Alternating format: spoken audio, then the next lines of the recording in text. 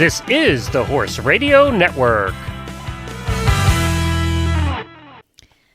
Hey, you're listening to Adulting with Horses, the best place to be if you can't be at the barn.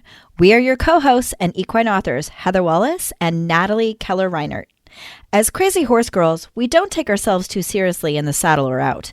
We celebrate the things that make us different. Join us as we talk about horses and pop culture and get a little weird in a fun way. Thank you for being a little weird with us.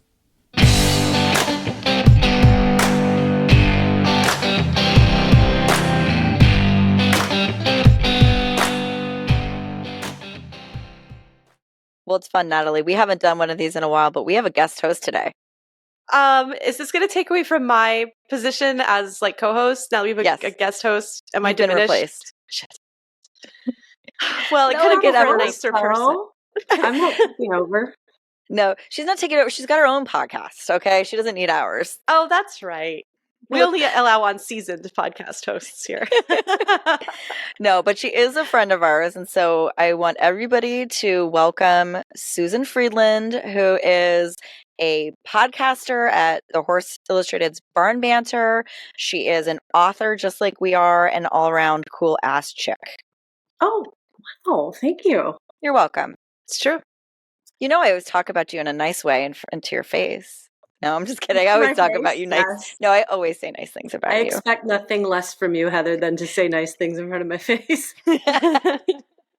No, you know I love you. So like I always tell people the story that when I first started blogging, you were one of the first Instagram accounts I followed. And I thought it was so cool when you were like kind of giving me feedback about places to join and conferences and things like that. And so I feel in a lot of ways that like you were like almost a mentor to me when I started. Wow, Accidental. Thank you. Whether you wanted to or not. Look what you unleashed on the world, Susan. I'm proud. Well, now here you are. You've got your own podcast. You've got your own books. Like you're just unleashing your own stuff on the world. A little bit at a time. Baby steps. So right now you're the world's foremost expert on Marguerite Henry, the great children's horse book novelist, and are traveling the country telling people Marguerite Henry stories and about hunting down her history for your gorgeous book. Marguerite, oh my God, the book is so pretty. So pretty. Yeah. She's going to show it. Patreon viewers get to see it. So cute. I love that book. She has like a life-size foal that she's got, and she carts around to these events.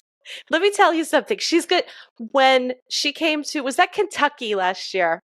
When it was a Kentucky 3-day event, and I was there with Taborton Equine Books, and Susan comes up, and it might be the first time I met you, Susan, but you came up with the Marguerite and Misty sticker and like just kind of held it out, and I just shrieked. See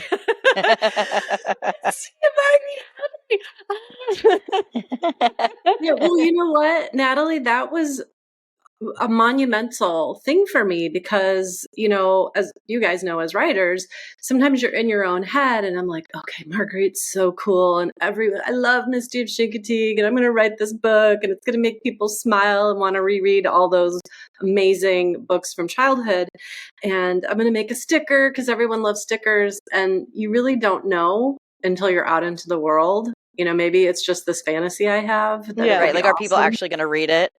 Yeah. So when your response was so enthusiastic about the sticker, and, you know, I fangirl over both of you, and Natalie especially, because you're such a prolific author and you've been doing this for so long. And no, don't fangirl over Natalie. She's too in her head already. I mean, prolific does not equal quality. Well, it's just like, you know, Natalie thinks it's cool. It must be cool. I'm well known as a tastemaker in my circles. I lived in Brooklyn. Oh, is that the bar now? Like, that's always been the bar. That's why I moved there, so I would have that kind of credibility behind me. The street address was solely for cred. I'm just going to interrupt you, right? Oh, right. Susan hasn't gotten the memo because, Susan, our job as co-hosts for Natalie is to keep her humble. Which will never happen. Oh, okay. So we got to just, like, bring it down a notch. We can't be too nice to her. is what I'm Okay. saying. Well, that's That's gonna be that's the hard only for love me, 'cause- language I understand. Is people being Yeah, cruel well, to me. I mean, Heather, you've got that little bit of kind of Jersey girl edge, even though I know you're technically from California, which I feel like I should dig into the Heather Wallace story because Oh, the it's hard for me conspiracy to- goes deep. Yeah. Listen, Natalie's had every job known to man. I got to have something in my backstory. You've okay? got some mystique where your backstory don't line up, girl. I'm going to be going to ancestry.com and newspapers.com, yearbooks.com, all the .coms. Oh, I've got stories, baby. I can. I've got receipts. Oh, but I love that. Like the sticker story is the way to start because I love stickers. That's You just, really do. I love stickers. I used to have sticker books when I was a child, and I kind of miss sticker books because they gave you a place to put your stickers where you felt confident that it was where they belonged. Because one of the greatest decision paralysis moments that I have is where to put a sticker. It's so bad. I'm I so put them on my afraid. tumblers, and then I lose my tumblers. That's the thing. Or I Then where wash do your them, and it like yeah. stickers go? Or you run out of room, and then you have more stickers. But do you go to a new tumbler? But what about the old stickers? Yeah. I have a lot of unused stickers. Well, I have Well- some on my laptop, but what happens when I upgrade? I'm afraid to put anything on my laptop. It was too expensive.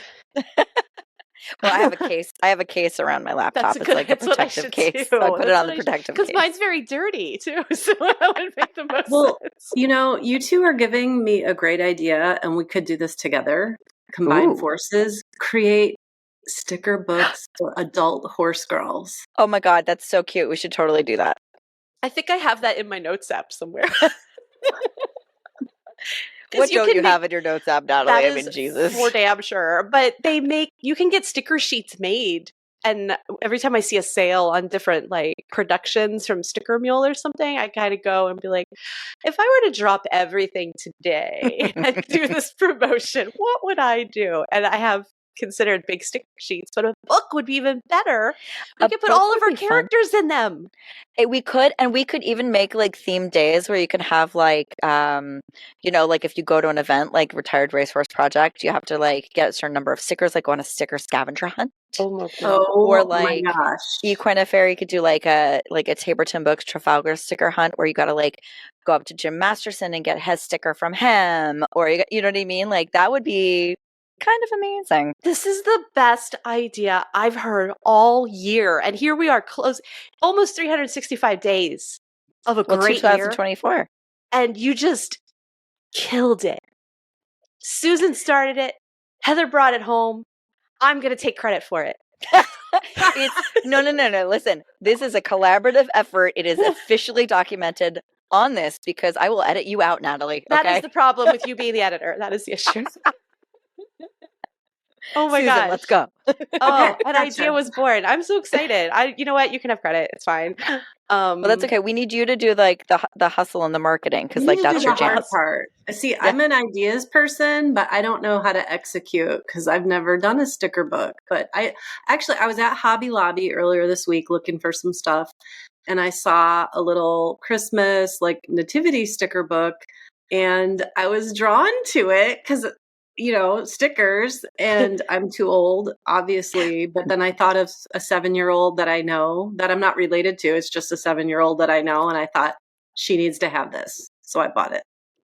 Well, now we know adults do need sticker books because facts, and we have to just create the best. We could even do like Mad Lib stickers where like you have to finish a sentence, like adult version with like drinks and bad words. Like I'm thinking, the word badass, like Mayor Goods has, and things like that. Like, you know what I mean? Like, Yeah, you like fill in their page. Mm-hmm. Oh, that is such a good idea. So New Year's resolution 2020. I feel like my face is going off the screen here. What's that? That's all New Year's resolution 2024 to become a sticker book mogul. Yeah. Uh-huh. Yeah. Yeah, I did just get a thermal printer. I could print my own stickers. Do those last? Is the thermal printing? That's not like receipt paper. that It's like fades. a real sticker. Like, what do you mean? Does it last? Like, Well, I it's thought real sticker paper. we don't have to have this conversation right now. Maybe. What are you saying? I don't buy quality shit. Like, I'm just not sure what it's best suited for. But I don't know what your printer's like. All right. I had a fight with my printer this morning that was so epic. I told the Hey guy about it. And the Hey guy, and I quote, said, "Well, okay, you have a good day now." So that was the end of the conversation with the Hey guy. He's like, she's lost her ever-loving mind. We've had much longer conversations before, but he was not there for my printer conversation. Okay, well, we'll have to go offline and talk about the sticker book idea because I feel like it's a winner. And then it would be really so fun at events where people like come up and like, we only have special edition stickers. They have to come over to talk to us to get, and things like that. Oh my God, I love bribing people to talk to me. I do too. Please pretend you like me. Thank you. Oh, I love it. Yeah, it's such a good idea. Wow, Susan, you made that happen more fast. often. 5 minutes online, and we're just like, we have a new business proposition. Exactly. Well, this is the best thing. It's brainstorming, right? Mm-hmm. Well, and so, not to change the subject, but, I like to hop around. I mean, the whole topic of today is like childhood obsession. And so what is more obsessive than stickers? Yeah. I know. Right? I know. Uh-oh, she's going to show us something else cool. She brought props, guys. Look at those. Those are Briars. So that's what my childhood obsession was Briar. So she's got Brighty and Misty, the full version. Well, this much is Stormy. more attractive. Stormy. That's a prettier mold than Misty, if I may say something that's slightly anti-Misty. The mold is not amazing. Oh, you can say anti-Misty. Well, I will say though, truth be told, adorable. I just got him this year. Oh, he's super cute. I never had him. And one of the people I got to know through obsessing over Marguerite Henry is like a hardcore Brighty fan. And so I knew who to reach out to because I don't know how to bid for, like I tried to buy Brighty on eBay and I think it was like $40 or something. I'm like, oh, that's not bad. Well, I immediately drove up the price. And so then I don't know the strategies for doing online auctions. And so all that buy to say, it now. Yeah, I do the buy it now. Like, I can't do it at this price. I reached out. Her Instagram name is Desert Sun Studios. And I was like, could you please help a gal out to get a Brighty? And she had different options because like the same mold, same horse will have kind of different coloring based on the year or whatever. So I just thought he was super cute. Oh, that's cool. Well, you want to hear a horror story? I had the most epic Briar collection when I was a kid. Like that was my thing, like Black Stallion books and Briar horses. And when I went to college, yeah, my mom got rid of all my Briars. I don't even know what she did. She just fucking chucked them. So like, I never got the true story, but like some garbage man / Salvation Army kid got the holy grail of collections. It's a travesty. I'll bet she sold them and didn't tell you because she didn't want you to know how much money she made on them. I can't bring myself to buy more Briars because I'm just afraid that they're going to disappear in the night. Oh, it's like a real trauma. Oh, that's so sad. She made the Briars go away.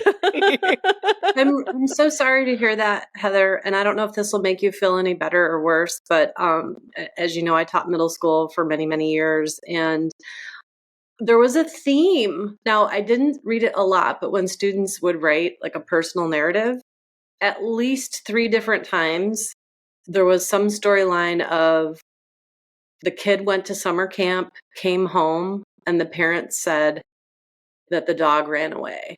Ran away. What on earth? But the worst was, and the kid read the story out loud to the class, the 6th grader. I'll never forget.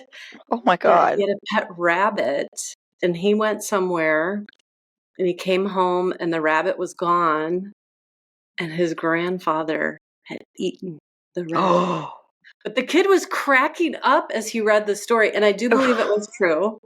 And they were from a culture that I think probably does eat I mean, I don't know. People eat rabbits, but Sure. I didn't But grow up not eating usually pets. And Yeah. the kid laughed. He was like, I think it had happened when he was maybe 6, 7 or something, and he was recounting it as like And a that child 12-year-old. today has killed no less than 18 people in 25 Either that or he's got 4 personalities. Yeah, I you don't want to know. get hardened to death that young that you can laugh Wow. about it. So, I mean, I'm not trying to diminish the No, trauma. certainly mine's not nearly as traumatic as that. That's you took it to a dark place, Susan. Okay. It's okay. We embrace that here. I have all the briars that I ever had, which was I only have, I think, 4 or 5 briars. And one of them I got when I was like 19 or 20. And the others I got at various points as a kid. And some were actually gifts from friends because they were expensive. And it was kind of a wonder I had a horse at all. So there was no fun money for fake horses in the house. But I had Gem Twist, who was very important to me. But I found out many years later, I still have Gem Twist, who's on my bookshelf, that his braids are painted wrong. I always thought it was so funny that his braids are painted like vertically, like a white line, a red line, a white line, a red line, as if like the yarn was hanging down instead of one straight line of red that goes the whole way down the mane that was to indicate the yarn. Does that make sense? They're vertical instead of horizontal, the red painting. So he's like a little circus horse. Oh. So I feel like you should go get him and show him to us. I don't know if it's far away from where you are. Clearly, right now, it's a very confusing concept, and I should have brought it up. No, I get what you said. Note to self: show, don't tell. Natalie, you're an author, right? No, I'm just kidding. Vertical means up and down. I know what you mean. I understand what you're saying. It took He me a looks minute like to an think about the awning. red, An and I was like, awning? oh, it's supposed to be yarn. So he's supposed to have red braids, and so what I found out later was that the mane should be white with a horizontal line running down that like follows the crest of his neck, with a red line that follows the crest of his neck, and that would be the yarn in each braid. But his are stripes that go down every other line of his mane. I wonder if that person ever got fired for that. I wonder if that one is worth like $500. Yeah, I would maybe. sell. Yeah, I would. If I have you're going him. to Briarfest, you'll have to bring him in Yes. 2024 because someone there will know for sure. They Somebody could will identify steal him from me. It's probably coveted. Well, I don't know. Is he in the box? No. I'm not a No. box person. Me neither. Things are meant to be played with. And yes, I mean that in every manner. In every manner. I mean, one of them has been laying on her side on the bookshelf for like 4 weeks because the cat knocked it down and I keep walking past it. But it's like not where I walk. It's like 4 feet away from where I walk. So I have too much effort to go like fix it. It is. I'm doing stuff, girl. I got things going on. You could just say that one's sunning. Yeah. Just having a nap. Oh my It's God. not dead.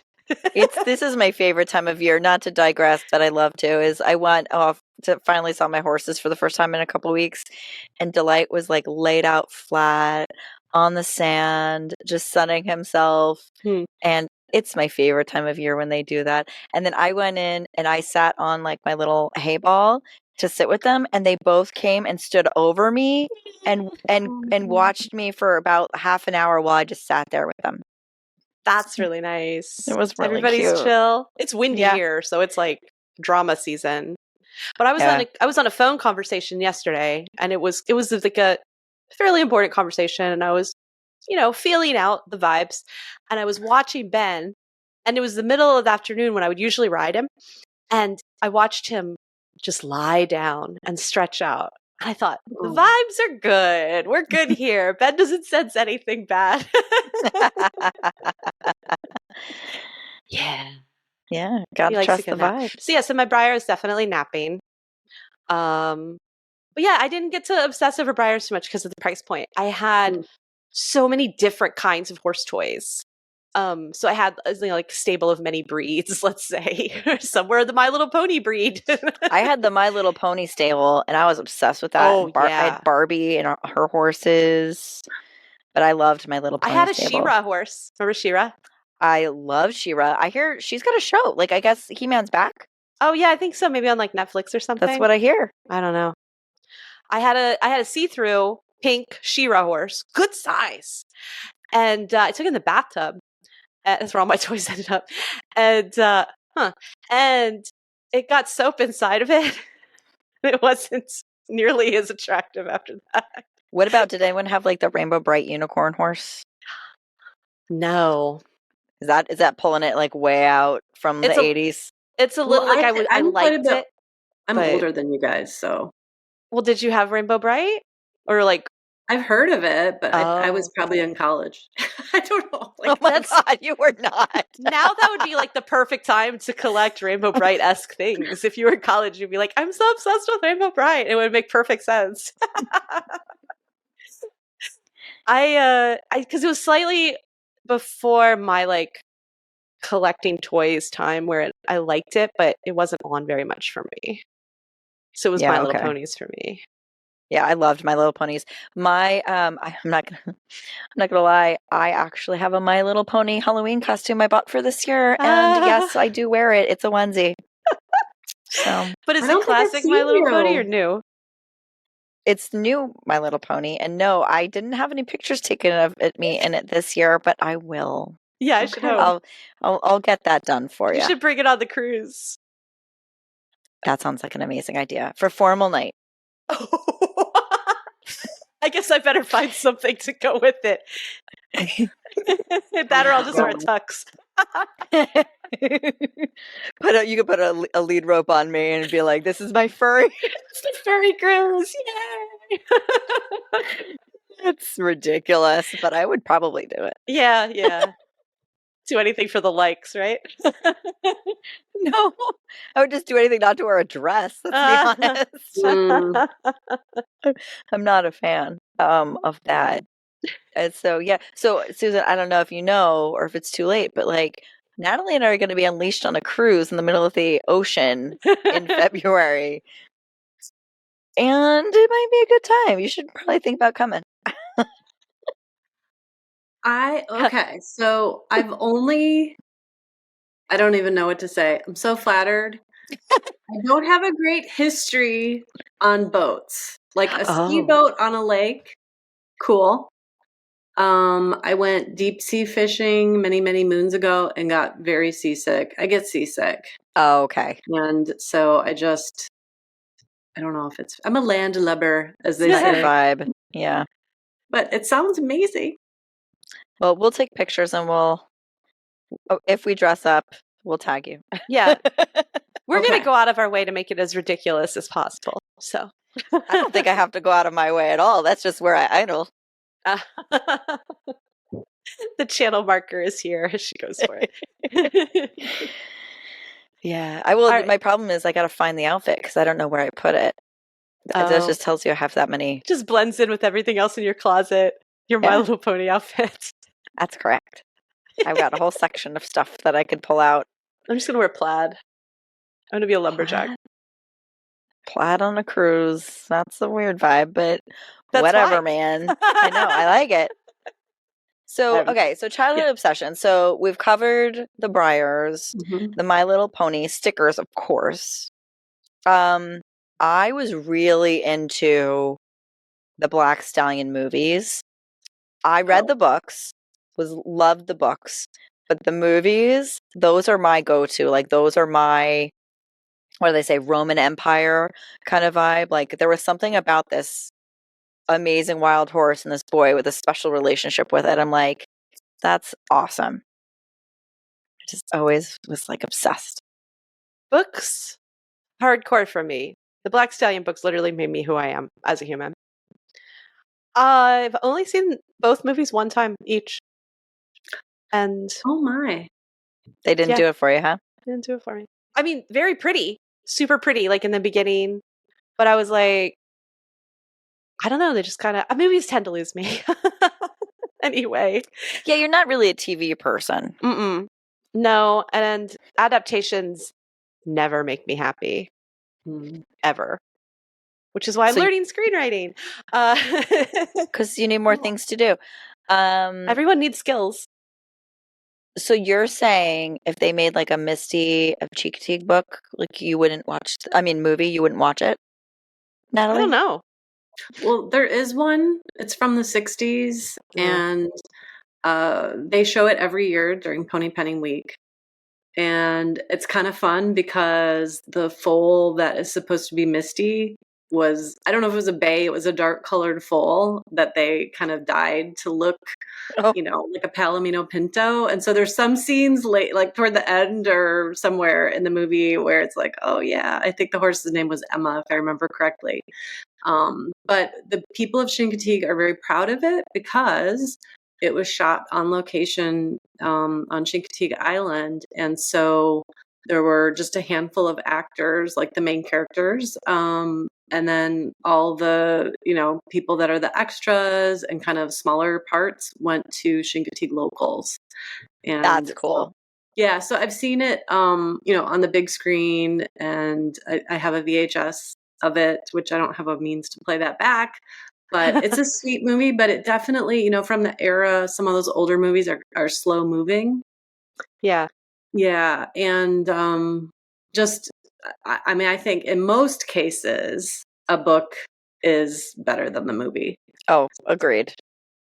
Yeah. You could put so much more in the book. If anyone likes to do documentaries, I would love to be part of a documentary about the life of Marguerite Henry, because I feel like I have enough information, and she was such a lovely individual, and I can kind of see scenes. I know nothing about screenwriting, but hey, Natalie, apparently Natalie does. I know 2 Chincoteague horses. 2 of my clients are Chincoteague horses. Really? So we can cast now. We can go ahead. I would watch a documentary. The universe, by the way. Sorry. Yeah. You got to put that out there and see what comes back at you. Mm-hmm. Well, I do have 2 or 3 friends that do make documentaries, so you never know. Oh? Yeah. Although I want first dibs, so, just saying. No, I'm just kidding. I don't do any of that stuff. Okay. Well, there's a sense of urgency I have, and that is that a handful of the people that were my sources that knew Marguerite firsthand, they're up there in years, in their 80s. Right. You got to get on it. Yeah. You should. Well, you should gauge the level of interest, and then if you get any backers, like production-wise, there's a couple people I can introduce you to that might be interested in like shooting it for you. So, but yeah, it's hard because when it comes to filmmaking, it's all about like who's got the funding. Mm-hmm. That's the hard part. Well, there's I can sell Kickstarter. more stickers. Yeah, there you go. Stickers on at a higher price point. Yeah, I bet you could make it happen. I feel like you could. You call it enough favors. You get some video diaries done like right away, go next time you're around. Say, hey, can I have half an hour of your time and sit in front of a camera? And you just really need an iPhone on a tripod to hold it still and talk. Well, yeah, that's one of the things that like when Sid and I were writing this book, because we were doing it on Zoom and we recorded all of the episodes. So that way, she's had 5 strokes. So if she were to have another stroke or there was going to be a problem coming out, that like we had it on video and we could use it later for like in her words kind of vibe. So, you'd be surprised at what people can do, but where there's a will, there's a way. So you just got to put that in the universe and start. American Horse Publications would be a great place to start for that. True. By the way, when is your book with Sydney coming out? Right now it's scheduled for July of 2024. It's listed on Barnes & Noble already. The working title is Beyond Expectations. So I'm excited. We're about to start edits, which I'm less excited about, but, part of the process. Yeah, so since the editor, you can't just cuss her out or anything. Hope Becca's nice to me. I'll just ply her with a whole bunch of wine for the holidays and hope that she's nicer to me. Oh, you're editing it, Natalie? No. Becca is the editor from Trafalgar. Oh, right. Okay. She's the editor. So The whole engagement at the shows could really change. Like the respect level could just go down for Heather. I don't know. Yeah, Becca's already read it, and so far she's still talking to me. So that's true. I mean, okay, that was a risk, but we're there. So she's like, we're gonna start the edits, and I'm like, oh no, So we'll see. It'll be fine. Everything will be fine. So not to change the subject, but going back to kind of what the topic of your show is today about the childhood obsessions. Just curious, did you guys ever set up like jump courses in your backyard or do the pretend like, galloping around, holding your hands like you're holding reins and go like do a barrel racing thing around a tree to a, lawn chair, etc.? Yeah, when I was a kid, my backyard was a stable and the hedges each had stalls in them. And I was doing the Monty Python gallop around before I even knew what Monty Python was. I was like, oh my God, Monty Python does that too. Exactly. I was like, why are they copying me? It's so weird. Yeah, exactly. Oh, I had so many jumps. I really liked, at one point, my grandparents had this backyard with a walk right up the back. Like right through the center. And I thought that was great because it could divide it into 2 arenas. So I could have combined tests. Very convenient. That is and cool. I had a big time Black Stallion game going on in my head for a really long time.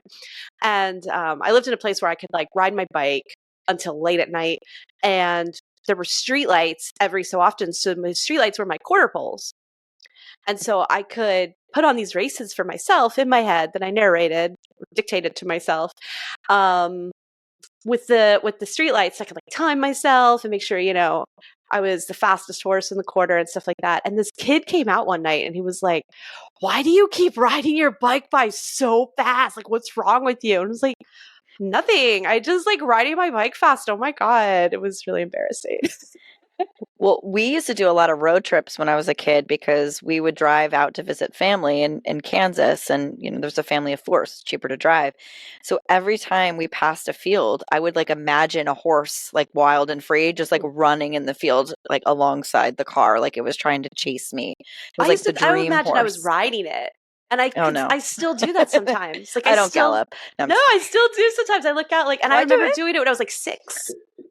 And my brain is stuck in that. I don't gallop anymore either. My God, I'd love to, but Ben has other ideas. I'd love to gallop, but not on a horse. I don't know. I mean, that would be weird. But no. So I had, so I would always picture the horse. Like for me, it was always about the connection, right? Black Stallion. Like it was the horse that like had a special connection to me, so it followed me there. Oh, so it would always be, So that's for me. It was what it was. It wasn't about the riding even then.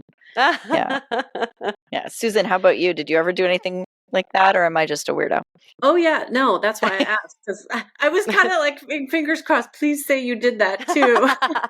But so in our backyard, I remember I got very clever, and I took a picnic table bench and turned it over, and then you know how the legs on a typical picnic table are kind of an X, and then you could take a broom and put that. So it's like a cross or, a small vertical. Yeah. And I have 2 older sisters, and I won't say which one, but one of them, and when I say older, they're 7 and 9 years older than me.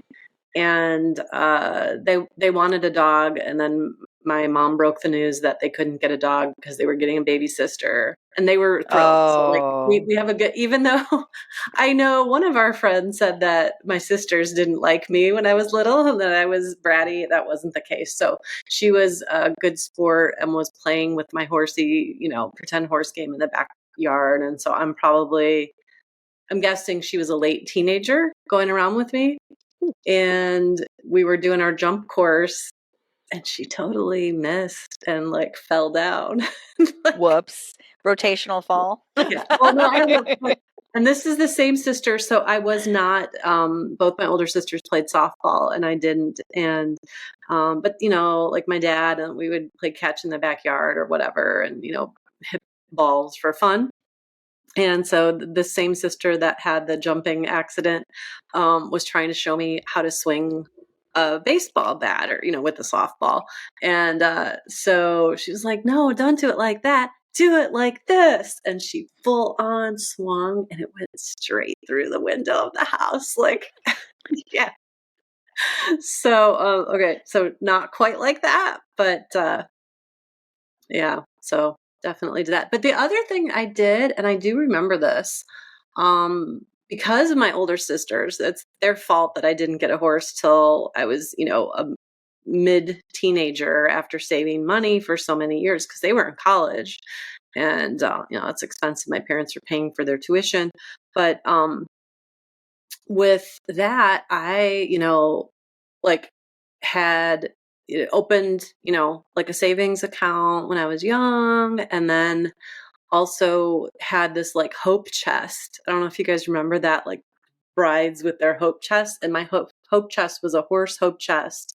Oh, I And I love think I just had a that. brown box with like a marker scrawl, horse hope chest. And so we'd go to the local feed store and I'd buy a hoof pick and put it in there and a Yeah. dandy brush and had all these things so that one day when I got to have my own horse, I had all the tools and not all the tools, but many of the things that you would need. So that I remember that from my childhood. That's beautiful. That is super cute. Whatever happened to the hope chest?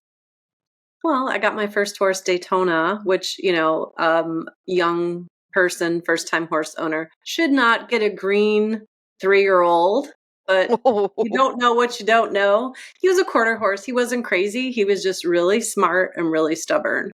So his default, he never did anything dangerous, but just like, yeah, I don't feel like dealing with you today, kid. And then as you're leading, dart away and then you get like the burn on your hands or, okay, I want to canter you now. And okay, well, I don't feel like cantering. I'm just going to throw in a few bucks here and see you later. Sucker. So he did that kind of stuff. So yeah.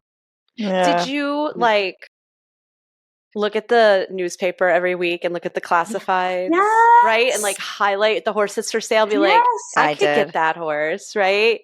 Did you ever cut out the classified and just kind of like that's how I found him, classified ad. Oh, wow. Back when you had to look in like paper. Yes. I still got my horse through a trainer, but honestly, it costs the same as the ones in the classified ads. Just this one knew how to jump, which probably the ones in the classifieds did not. There were classified ads up at the bathroom at Equine Affair. When I went to the bathroom, there was a classified ads posted for like a Paso Fino that they were selling. I was like, people still do this? And I don't think it was legit or meant to be there. But they do have, even at the front of Equine Affair, they have like this big board where you can put tickets to Fantasia and other things. And I think they were having like, hey, you want to trial this horse? Come over to this place and, the breed building and do this. And they were doing trial rides and things like that. I guess some people are looking for something specific because it's a special breed or something, as opposed to like they're in a program with a trainer who would have definite input into what they're riding or what they're bringing back to that trainer's barn. Which is my when I was a kid, I was in a program and I was like, this is what you're permitted to have. Okay, thank you. And he was a quarter horse. He was a chestnut quarter horse. So well, that's all right. When it came time for me. Yeah, and that's what I got now. So full circle. We'll have to get you a quarter horse once, you're ready for number 2. Yeah, well, she's got her little thoroughbred, so she needs to hold on to him. She needs another horse. Yeah, you need to have 2 because we all have 2. Yeah, we all have 2. Well, peer pressure. So no, well, here's the thing. So the sister that didn't fall down when we were jumping back in the day, loves horses like I do, and she's kind of closing in at the end of her teaching career, and so I'm the farm owner. I mean, she comes out and rides night once in a while, but it's kind of like, this would be a good horse for your sister. And I would love for her to get a horse so we could ride together. Yeah. So I'm trying to I hope she doesn't listen to this episode. If she does listen to us, that'd be pretty cool. Absolutely. Well, I have been showing my husband cute off-track thoroughbreds. And last week I showed him one. I was like, look at this horse. Look at this horse. Look at this horse. She's like, she's really nice. She's really nice. And I was like, babe, she's only $900. And he said to me, he didn't say, we can't afford another horse. He said, this place isn't set up for a thoroughbred. And I thought, that's progress. It is. So what he's saying is just not this horse, just maybe no thoroughbreds. Well, what I'm hearing is that's a not yet to me. He is handy. He could set it up for a thoroughbred. Mm-hmm. I know. I've seen some of your electric fences, and I was thinking to myself today, like, Delight would walk through that like it was butter. Like it would be like a bramble. He would just walk through. It's all dependent on a horse's respect of an electric fence. Oh, he does respect electric. It's just it's turned on big and enough. Yeah.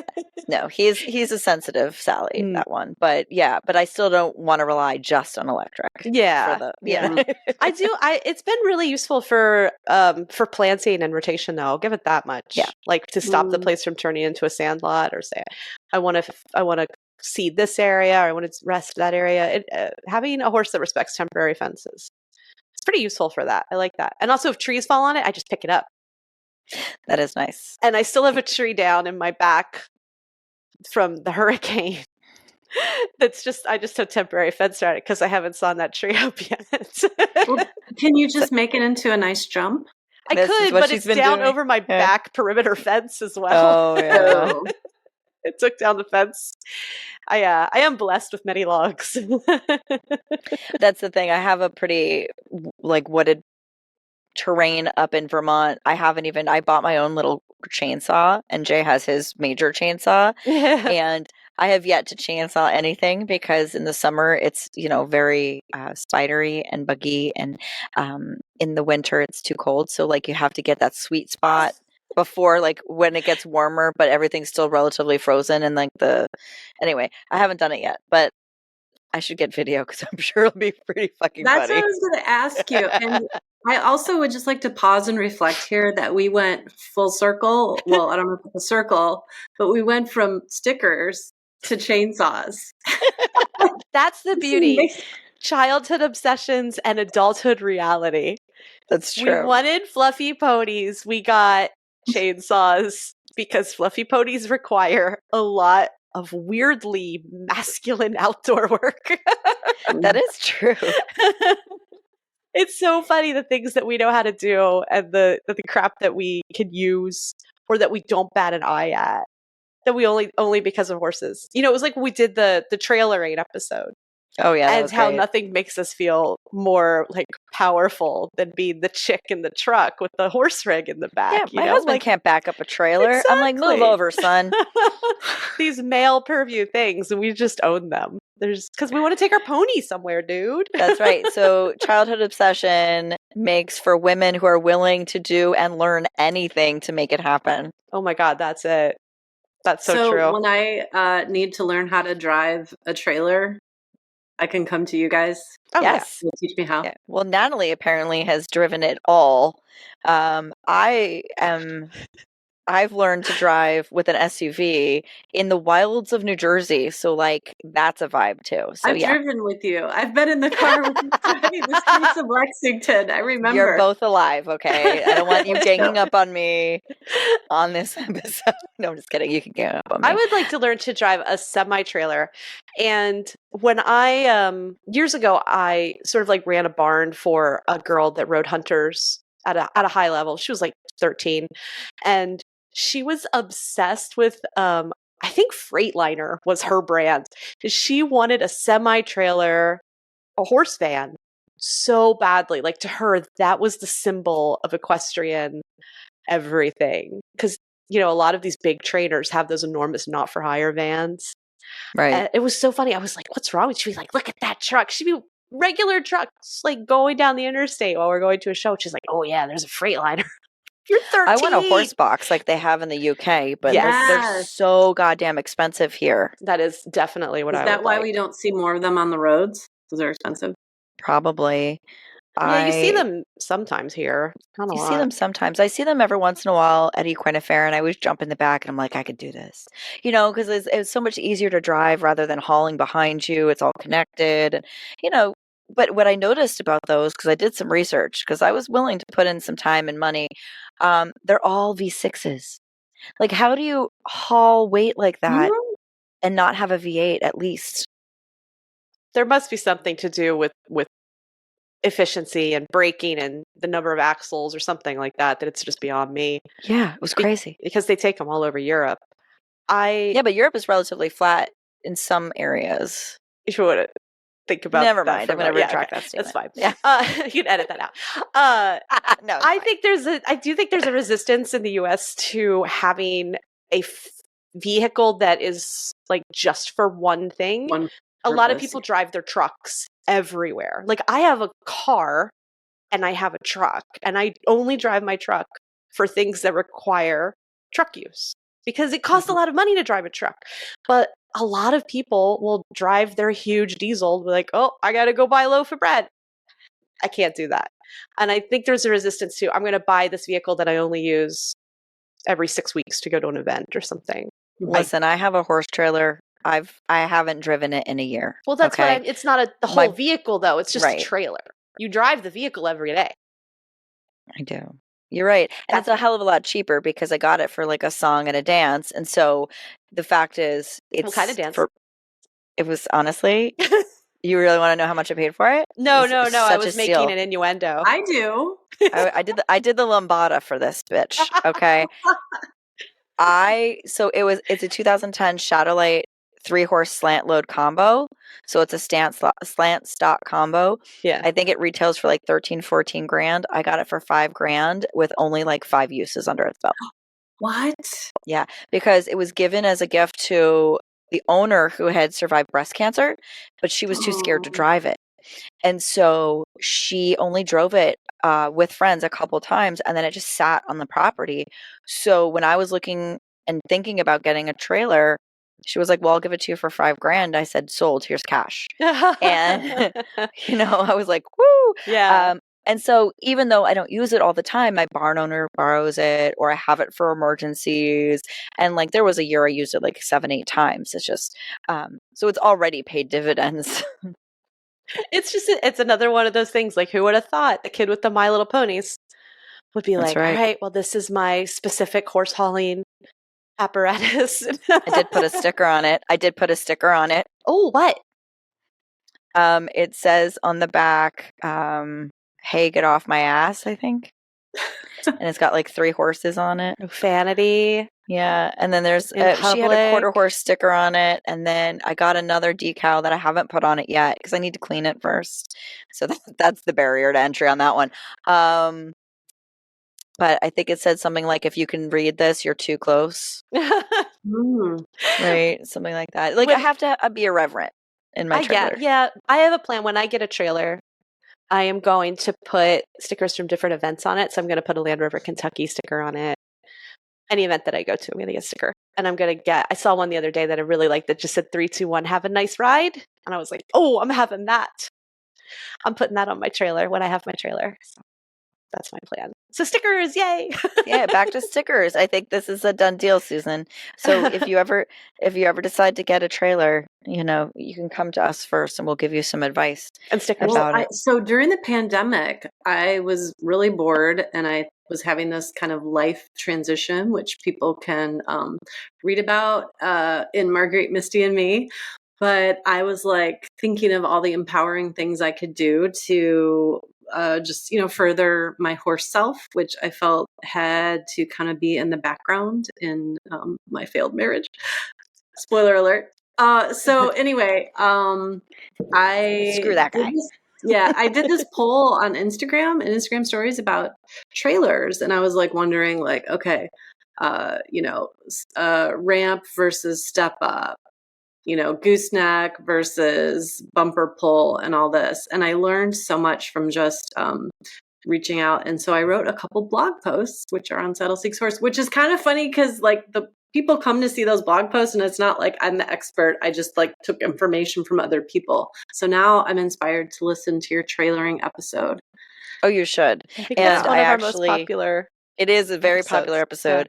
Yeah. And I actually even have a blog post on the Timid Rider for when I first started driving the trailer. Like I had a whole bunch of tips for like first time trailer owners and drivers. So that might be useful. But Yeah, I'll have to check out your blog post as well because I do read your blog. But well, so we're closing to an end here a little bit. So how we usually, I'm going to leave it on the stickers and trailers because that's, two awesome topics.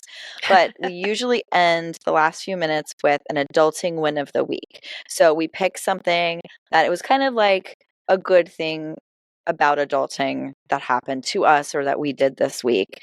We try to keep it positive, even if you think of like, I took a nap today, like that's a win. Okay. So, Susan, I won't start with you. I'll give you a second to think about it.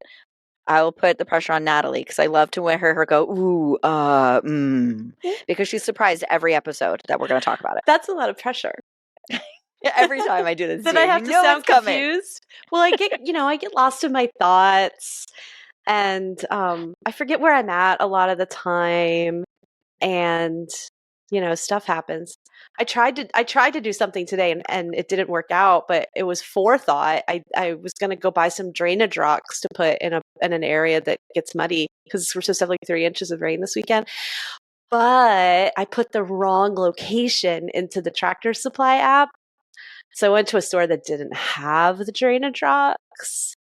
So still waiting for the win here. That's that's not really the win. Where is it? Gee, I was really, so my weeks are really hectic.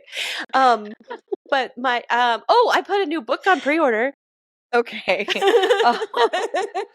Was this the makeover horse? Yes. And so there's a story and another story. So the first story is that in last February, Amazon revoked my right to do Kindle pre-orders. Because you had to cancel it a couple times, right? I had to cancel one and then I had to cancel another. They were like, bitch, how dare you? And I was like, this doesn't affect you at all. Everybody else is fine with it, but whatever. I didn't have patience to deal with them. I was going through a lot. And so I had this idea for this book and it like blew my mind and I'm tearing through this draft and I wanted to put it on pre-order on Amazon because if you read something on Kindle, then when you finish, it says, hey, do you want to order the next book? And I want people to know the next book exists. So I was very brave and I emailed Amazon and stated my case for getting my pre-order rights back. And the reason why I say I'm very brave is because usually every time I email Amazon about something, they break something else about my account. And I have a lot of stuff on my account. And so I'd been avoiding the conversation. I was like, it'll be fine. But it really felt important to share it with people. And so they were like 2 seconds later, somebody in India is like, oh, of course you may have your rights back. I'm like, okay, thanks. Click, click, click, did a cover. It was great. But the second thing is that I wanted to call this book The Makeover Horse. And I wanted to have part of the setting be at the Thoroughbred Makeover because I had such a good time and I want to go to it every year, even though it is my anniversary weekend. We usually would go to I don't know, Paris. We're like, no, we're going to Lexington. So Paris, I can work Kentucky. at the Thoroughbred Makeover. That's right. We did go to Paris. We're going to Paris. Mm-hmm. And I had tomato pie and it was amazing. So I looked and I was like, I don't think Thoroughbred Makeover is trademarked, but these people are our friends and we want to keep everything above board and they might not want me to use it in a fictional way.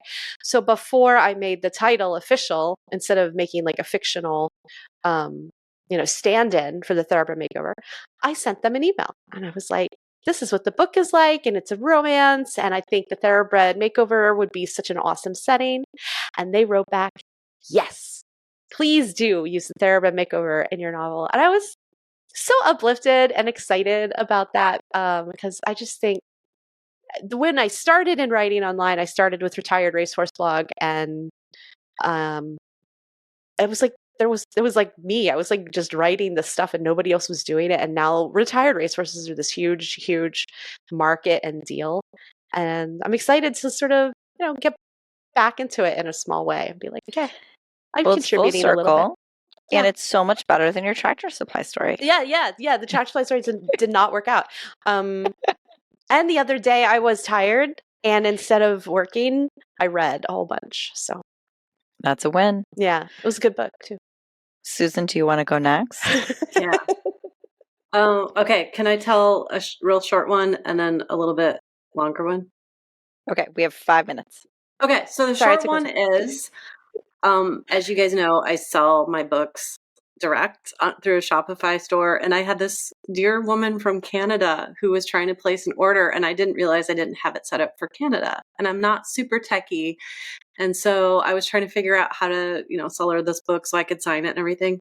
And my friend Amy, you guys know, we FaceTimed and she helped me set up. And so she was able to order. So I have my first order from my site International. to Canada.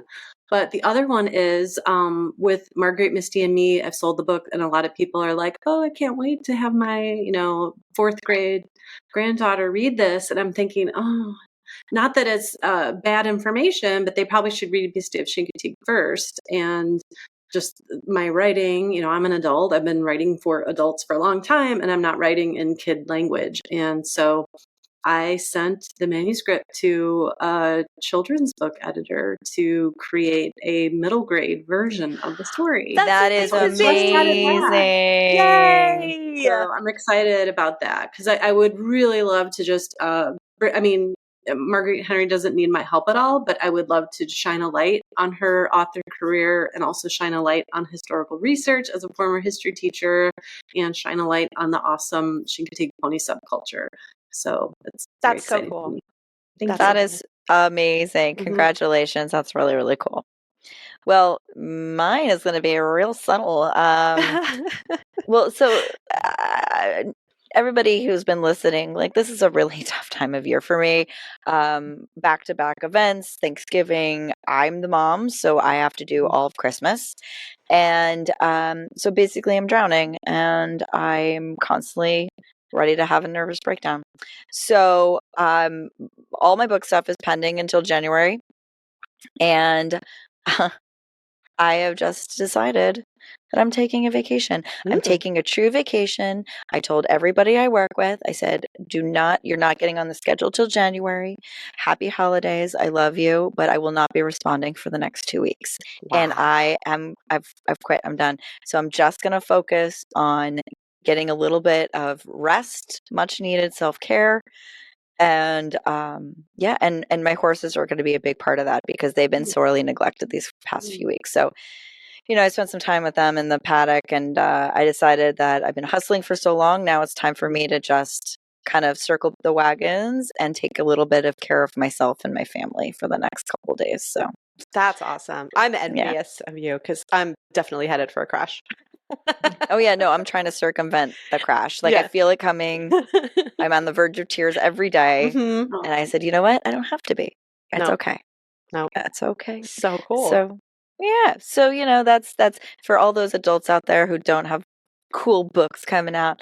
Well, I tried to tell a rock story. You did your rock story. It was very uplifting. No, it's funny. It's like, because like things have been going really well. Really well. Like I'm not complaining about all the things. But there's this sheer amount of things I need to now take a little break. So I told everybody, like, I plan on getting a lot of writing done and a lot of Hallmark movies watched and a lot of wine drank. It's going to be glorious. Sounds like it. Just 3 adults. I know. We're so good. I wouldn't say we're successful, but I'm working at it. Susan, oh my gosh. Well, every time we talk, it's always so much fun. And what everybody doesn't really realize is that like we're friends in real life. So it's super cool you came on here. And why don't you close us out and let everybody know where they can find you in case they want to go listen to you, read your books, and all the fun stuff. Oh, thank you. And I was so excited when you guys invited me to be on the show, not just to, have a chance to get to know some of your audience members, but just hang out with you online. Okay, so my old school equestrian lifestyle blog is saddleseekshorse.com. And from there, you can read about my off-track thoroughbred night and book reviews. And there's information there too about all my 4 books.